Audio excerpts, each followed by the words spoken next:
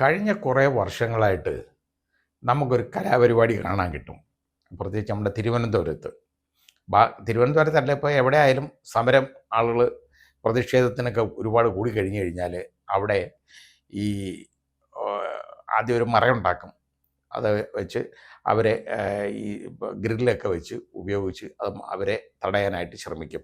അപ്പോൾ ചില ആളുകൾ അത് ചാടിക്കടക്കാനായിട്ട് അത് മറിച്ചിടാനായിട്ടും ഒക്കെ കയറുന്നവന്മാരൊക്കെ ഉണ്ട്. കാരണം ഇതിൻ്റെ ഉത്സാഹത്തില്ല കുറേ, അതായത് പുറേന്ന് ഇങ്ങനെ തള്ളു വരും. അപ്പോൾ ഈ മുമ്പ് നിൽക്കുന്നവന്മാരുണ്ടല്ലോ, വേറെ മാർഗമില്ല അവർക്കിതൊക്കെ ചെയ്യേണ്ട ഗതികേട് വരും. അടി കൊള്ളുന്നത് യവന്മാർക്കാണ്. അപ്പോൾ ഈ പുറേന്ന് തള്ളി വിടുമ്പോൾ ഈ പുറയിൽ നിന്ന് തള്ളുന്നവന് വലിയ പ്രശ്നമില്ല അവന്, പക്ഷേ ഈ മുമ്പിലോട്ട് വരുന്നവന് വളരെ വലിയ പ്രശ്നങ്ങളാണ്. അപ്പം ഇത് ഞാൻ പറയാൻ കാര്യം എന്തെന്നറിയോ, ഈ നമ്മുടെ പ്രതിപക്ഷ നേതാവ് ശ്രീ പിണറായി വിജയൻ ഒരു കുപ്പിക്കകത്ത് അഴുക്കുവെള്ളവുമായിട്ട് നിയമസഭയിൽ ഹാജരായി. എന്നിട്ട് കാണിച്ചു, സാർ ഇത് ഈ വെള്ളം ഉപയോഗിച്ചാണ് ഇന്നലെ ഈ ജലപീരങ്കി ഈ CPI നേതാക്കളുടെയും CPI AIYFൻ്റെയും ഒക്കെ നേതാക്കൾക്കെതിരെയൊക്കെ അടിച്ചു വിട്ടത്, പ്രവർത്തകർക്കെതിരെ അടിച്ചത്, രാജനെയൊക്കെ കുളിപ്പിച്ചത് ഇതിലാണെന്ന് ഉള്ള രീതിയിൽ പ്രസംഗിച്ചു ഈ വെള്ളം. അപ്പം നമ്മളൊന്ന് ചിന്തിച്ചാൽ മതി. ഈ ജലപീരങ്കി എന്ന് പറയുന്നത് ഇപ്പോൾ പുതിയതായിട്ട് തുടങ്ങിയൊന്നുമല്ല, കുറേ വർഷങ്ങളായിട്ടുണ്ട്. പണ്ട് VS അച്യുതാനന്ദൻ ഇത് പറഞ്ഞിട്ടുണ്ട്, ഓടേന്ന് ഉള്ള മലിനജലം എടുത്ത് ഓടയിൽ നിന്നുള്ള വെള്ളം എടുത്താണ് ഈ കുട്ടികളുടെ ദേഹത്തൊക്കെ അടിക്കുന്നതെന്ന്. സംഭവം ശരിയായിരിക്കും. ഇവിടെ കുടിവെള്ളം കിട്ടാൻ തന്നെ മാർഗമില്ല, പലയിടത്തും പൈപ്പിലൊന്നും വെള്ളമില്ല. അപ്പോൾ ടാങ്കറിനെ ആശ്രയിച്ചാണ് ഒരുപാട് ജനങ്ങൾ കഴിയുന്നത്. അവർ ടാങ്കറുകൾ കുളലാഭം ഉണ്ടാക്കുന്നുണ്ട് ഈ കാര്യത്തിൽ. അങ്ങനെ ഇരിക്കുമ്പോൾ അവർക്ക് കുടിവെള്ളം ജനങ്ങൾക്ക് കുടിക്കാൻ കൊടുക്കാൻ വെള്ളമില്ലാതിരിക്കുമ്പോൾ ഈ സമരത്തിന് ഇറങ്ങുന്നവർക്ക് ഈ കുടിവെള്ളം എടുത്ത് അടിക്കാൻ പറ്റുമോ? ഇത് അടിച്ച് കളയുന്ന വെള്ളമാണ്. അപ്പം നോക്കുമ്പോൾ എന്താണെന്നറിയോ, അവരിഷ്ടമുള്ളിടത്തുനിന്ന് വെള്ളം എടുക്കും. അത് നല്ല വെള്ളമൊന്നും ആയിരിക്കില്ല, വല്ല തോട്ടിൽ നിന്നൊക്കെ എടുക്കുന്നതൊക്കെ ആയിരിക്കും. അത് നേരത്തെ മുതലേ അപ്രഖ്യാപിതമായിട്ട് നടക്കുന്ന ഒരു കാര്യമാണിത്. ഇത് കഴിഞ്ഞിട്ട് അപ്പോൾ ഇത് ഉണ്ട്, ഈ കുപ്പിവെള്ളം ഞാൻ ചോദിക്കട്ടെ, ഇത് ഭയങ്കര ഫോഴ്സിലാണ് ഈ വെള്ളം, ഈ ജലപീരങ്കി എന്ന് പറയുന്നത് ഇന്ന് അടിച്ചു വിടുന്നത്. ഒരാൾക്കായിട്ട് നിൽക്കാൻ ഒക്കത്തില്ല, കൈ ഒരുത്ത് പിടിച്ച് നിന്നില്ലെങ്കിൽ ഇതിൽ നിന്ന് മറിഞ്ഞു പോകും. ആ രീതിയിൽ അത്ര ഫോഴ്സാണ്. ഇത് കണ്ണിനത്തെങ്ങാണ് ഇത് അടിച്ചു പോയാൽ കണ്ണ് തെറിച്ചു പോകും, ചെവിക്കകത്ത് അടിച്ചു കഴിഞ്ഞാൽ ഇയർ ഡ്രം പോകും. ഈ രീതിയിൽ ഉള്ള അത്ര വലിയ ഫോഴ്സാണ് ഈ ജലപീരങ്കി എന്ന് പറയുന്നത്. കാരണം ഇത് ജനത്തെ നിയന്ത്രിക്കാൻ മാർഗമില്ലാതെ വരുമ്പോൾ പോലീസ് ചെയ്യുന്ന ഒരു കുറുക്ക് വഴിയാണ്.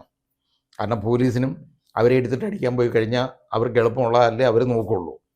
അപ്പോൾ ഈ വെള്ളമാണ് ഉപയോഗിച്ചതെന്നും പറഞ്ഞ് പിണറായി വിജയൻ ഒരു കുപ്പിക്കകത്ത്, ഒരു ചെറിയ കുപ്പിക്കകത്ത് ഈ വെള്ളം കൊണ്ടുവന്നു. ഇത് എവിടുന്ന് കിട്ടി ഇങ്ങേർക്ക്? ഇതൊന്ന് ആലോചിക്കണ്ടേ. ഈ ജലപീരങ്കി അടിക്കുമ്പോൾ അതിൽ നിന്ന് വെള്ളം പിടിക്കാൻ പറ്റുമോ? അതോ ഈ പീരങ്കി അടിക്കുന്നത്, ഈ ജലപീരങ്കി നനയുന്നവന്മാർ കുപ്പിയും കൊണ്ടുപോയി വെള്ളം പിടിച്ച് പിണറായി വിജയൻ കൊണ്ട് കൊടുത്തോ? ഇതുപോലെ കള്ളത്തരം പറയുന്നത് എവിടുന്നോ റോഡിൽ നിന്ന് അങ്ങാണ്ട് കോരിയെടുത്ത വെള്ളമാണ്. അതാ കാര്യം. എന്നിട്ട് അത് കൊണ്ടുവന്നിട്ട് പറയുക ഇതാണെന്ന്. ഇനി അല്ലെങ്കിൽ എന്തെന്ന്, ഈ ടാങ്കർ ഉണ്ടല്ലോ ഇതിൻ്റെ, ആ ടാങ്കറിനകത്ത് കയറി അതിൻ്റെ അടപ്പ് പറഞ്ഞാൽ അതിൽ കയറി മുക്കി എടുക്കണം സാമ്പിള്. അത് പിണറായി വിജയൻ പോയി എടുത്താണോ? ഇത് എവിടുന്ന് കിട്ടി ഇങ്ങനെ ഒരു സാധനം കൊണ്ടുവന്ന് യഥാർത്ഥത്തിൽ നിയമസഭയെ തെറ്റിദ്ധരിപ്പിച്ചതിന് യഥാർത്ഥത്തിൽ നടപടി വേണ്ടതല്ലേ പ്രതിപക്ഷ നേതാവിനെതിരെ? കാരണം ഇത് ഇങ്ങനൊരു സംഭവം ഉണ്ടാകത്തില്ല, ഇത് കിട്ടത്തില്ല ഒരിക്കലും. ഈ അടിക്കുന്ന വെള്ളം, പീരങ്കി അടിക്കുന്ന വെള്ളം, അത് കുപ്പി കൊണ്ടുവന്ന് പിടിക്കാൻ പറ്റത്തില്ല. ഈ കുപ്പി കൊണ്ട് അതിൻ്റെ അടുത്തോട്ട് പോകാൻ പറ്റത്തില്ല. പിന്നെ എവിടുന്ന് കിട്ടി ഈ വെള്ളം? പിന്നെ തറയിൽ കിടക്കുന്ന റോഡിൽ നിന്ന് കോരിയെടുത്തതാണെങ്കിൽ ശരിയായിരിക്കും. അതുപോലെ റോഡിൽ നിന്ന് കോരിയെടുത്ത വെള്ളമാണെന്നുണ്ടെങ്കിൽ ഈ അടിച്ച വെള്ളത്തിൻ്റെ കുഴപ്പമാണെന്ന് നമ്മൾ എങ്ങനെ പറയാൻ പറ്റും? അല്ലേ ടാങ്കറിനകത്ത് കയറി മുക്കിയെടുക്കണം. അതിന് പ്രതിപക്ഷ നേതാവിനെ അവരെ പോലീസുകാരെ അനുവദിച്ചോ? ചിലപ്പോൾ അനുവദിച്ച് കാണുമായിരിക്കും. അദ്ദേഹത്തിൻ്റെ ആൾക്കാരൊക്കെ ഇപ്പോഴും പോലീസ് സേനയിലേക്ക് ഒരുപാട് പേരുണ്ട്. കാരണം കുറേ ആൾ 10 വർഷം കൊണ്ടു നടന്നല്ലേ, അതിൻ്റെയൊക്കെ കാണും. അപ്പോൾ ഇതെവിടുന്ന് കിട്ടി എന്നുള്ളത് വിശ്വാസ്യതയില്ലാത്ത പ്രസ്താവനകളാണ് അവിടെ മുഖ്യമന്ത്രിയും അതുപോലെ തന്നെ മുഖ്യമന്ത്രിയല്ല മുൻ മുഖ്യമന്ത്രിയും ഇപ്പോഴത്തെ അതുപോലെ തന്നെ മറ്റേ പ്രതിപക്ഷത്തുള്ള മറ്റ് നേതാക്കളും ഒക്കെ നടത്തിയേക്കുന്ന ഈ കാര്യത്തെക്കുറിച്ച്. ഇത് യഥാർത്ഥത്തിൽ ജനങ്ങളെയും നിയമസഭയൊക്കെ തെറ്റിദ്ധരിപ്പിക്കുന്ന ഒരു പ്രസ്താവനയല്ലേ? ഇതെങ്ങനെ കിട്ടി എന്നിവർ വെളിവാക്കണം. ഇതെങ്ങനെ കളക്ട് ചെയ്തു എന്നിവർ വെളിവാക്കണം. ഇതെങ്ങനെ കളക്ട് ചെയ്തെന്ന് വെളിവാക്കിയില്ലെന്നുണ്ടെങ്കിൽ ഇവർക്ക് എതിരെ നടപടി വേണം. അതാണ് വേണ്ടത്. ഇത്രയും കള്ളത്തരങ്ങൾ ഞാൻ ചോദിക്കട്ടെ, പിണറായി വിജയൻ്റെ കാലത്ത് ഈ ജലപീരങ്കി ഉപയോഗിച്ചിട്ടില്ലേ? ഇഷ്ടം പോലെ ഉണ്ടല്ലോ. എത്രയോ പേരെ കുളിപ്പിച്ചിട്ടുണ്ട്. അന്ന് ഞാൻ പറഞ്ഞിട്ടുണ്ട് ഈ കുളിപ്പിക്കുന്നതൊക്കെ അഴുക്ക് വെള്ളമാണെന്ന് ഞാൻ പറഞ്ഞിട്ടുണ്ട്. ഈ കുളിക്കുന്നവർക്ക് ഈ പ്രശ്നം തോന്നാറില്ല. കാരണം സമരത്തിൻ്റെ ചൂടിൽ അവരൊന്നും അറിയത്തില്ല. ഇത് നല്ല വെള്ളത്തിലൊന്നും കുളിപ്പിക്കാൻ ഒക്കത്തില്ല. ഞാൻ പറഞ്ഞ പോലെ ലക്ഷക്കണക്കിന് രൂപ മുടക്കി വെള്ളം വാങ്ങിക്കണം അതിനു വേണ്ടി. അത് എളുപ്പമുള്ള കാര്യമാണോ? അല്ല. എവിടുന്നെങ്കിലും കുളത്തിൽ നിന്നോ എവിടുന്നോ കിട്ടുന്ന വെള്ളം അടിച്ചെടുത്ത് അതിനകത്ത് കൊണ്ടുവരും. അതായിരിക്കും ഉപയോഗിക്കുന്നത്. അതിന് സംശയമൊന്നുമില്ല. അപ്പോൾ അതിന് നമ്മൾ കുടിവെള്ളം ജനങ്ങൾക്ക് കൊടുക്കാനുള്ള കുടിവെള്ളം പാഴാക്കാനുള്ള ഒരു മെത്തേഡാണോ ഇത് ജലപീരങ്കി? അല്ല. ഈ കുളിക്കേണ്ട അവിടെ ഇരുന്നാൽ മതി. വീട്ടിൽ ഇരുന്ന്, അതായത് നല്ല വെള്ളത്തിൽ കുളിച്ചേ അടങ്ങൂ, കുളിക്കുന്ന വെള്ളത്തിലേ കുളിക്കത്തുള്ളൂ എന്ന് പറയുന്നവൻ അവൻ്റെ വീട്ടിൽ നിന്ന് കുളിച്ചിട്ട് വരണം. ഈ റോഡിൽ കുളിക്കാനായിട്ട് ഇറങ്ങി നിൽക്കരുത്. നിൽക്കുമ്പോൾ ഇങ്ങനെയുള്ള പ്രശ്നങ്ങൾ വരും. സഹിച്ചോണം. അതൊക്കെ കാരണം അത് അടങ്ങി ഒതുങ്ങിയിരിക്കുന്നവന് ആണെങ്കിൽ വീട്ടിൽ ഇരുന്ന് ഇങ്ങനെ വരത്തില്ല എന്ന് പറഞ്ഞാൽ ശരിയാണ്. വീട്ടിൽ ഇരുന്ന പ്രശ്നമില്ല. നേരെ മറിച്ച് അല്ലെങ്കിലോ വളരെ ബുദ്ധിമുട്ടുണ്ടാവും. അതുകൊണ്ട് ഇങ്ങനെയുള്ള പ്രശ്നത്തിൽ ഈ പരാതിയൊക്കെ ബാലിശമായിട്ടുള്ള പരാതികളാണ് ഈ പറയുന്നത് പല കാര്യങ്ങളിലും. അതുപോലെ തന്നെ ബജറ്റ് പ്രഖ്യാപനങ്ങളെക്കുറിച്ച് ഇപ്പോൾ പ്രതിപക്ഷം നോട്ടീസ് കൊടുത്തല്ലോ. ആ പ്രതിപക്ഷം കൊടുത്ത നോട്ടീസ് അടിയന്തര പ്രമേയം അത് തള്ളിയതിന് ഇറങ്ങിപ്പോക്കും ഒക്കെ നടത്തി. ഇത് ബജറ്റ്, ഇതിന് പ്രഖ്യാപനം ബജറ്റിൽ ഈ പ്രസംഗമല്ല വന്നുള്ളൂ.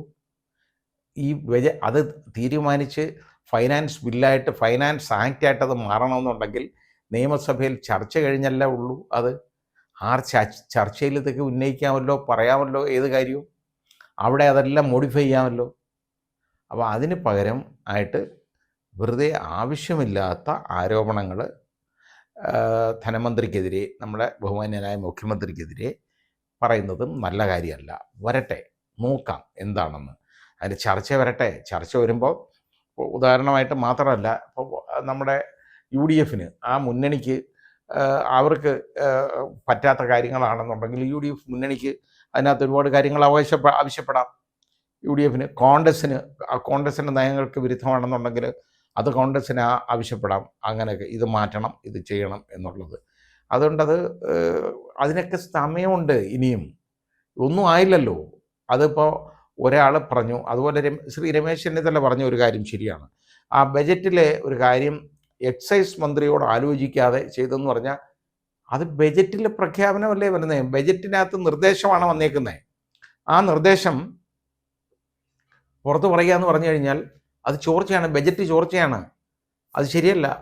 അത് രമേശ് ചെന്നിത്തല പറഞ്ഞ വളരെ ശരിയായ കാര്യമാണ്. ഇനിയും ചർച്ച ചെയ്യാതെ ഒന്നും ഫൈനലായി ചർച്ച ചെയ്യുന്ന സമയമില്ലേ?